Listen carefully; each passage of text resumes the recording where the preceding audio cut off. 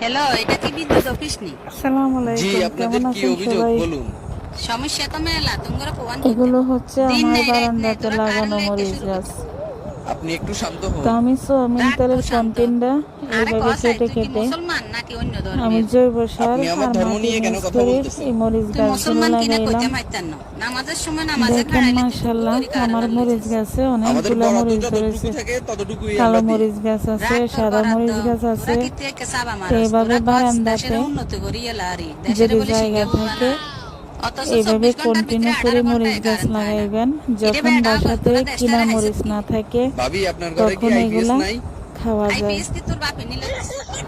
ভাবি, আপনি তো গরম এইভাবে হবেন না। মরিচ গাছ আমার লাগাইলে কথাগুলো মনোযোগ দিয়ে বাসাতে শুনুন। খানা চলে। দেখ ইয়ে কইবি তা তাই তো কর। আমি আমাদেরকে বকে তো কয়েকটা লাভ নাই। কয়েকটা আমাদের মরিচ জন্য আমার বরাদ্দ যখন যতটুকু যায় আছে লাগে ততটুকুই রান্নাতে আমরা আমি দিতে পারি। এখান থেকে নিই। বরাদ্দ আমার দিনের ভিতরে বারান্দার 18 মরিচ ঘন্টায় দিয়ে কারেন্ট আমি থাকে না। রান্না করি। আইস এবারে কারেন্ট বিল খেতেও কি নিতে আইস? সুস্বাদু, অনেক গান বেডা গল সুন্দর ঢাকা টাউনে এই কারেন্ট যায় না, আর মরিচগুলোতে। আমরা গ্রামের তো মানুষে কেমন কারেন্ট হাইনি। হয়েছে আমার মরিচ এদিকে গরমে গাছগুলো নিদ হই যাইয়ের। জানাবেন। শহরের কোন মানুষ সাবস্ক্রাইব আঙ্গ করবেন, গ্রামের কিন্তু ও পাশে কাছে মাসি থাকবেন। মশা লাগে।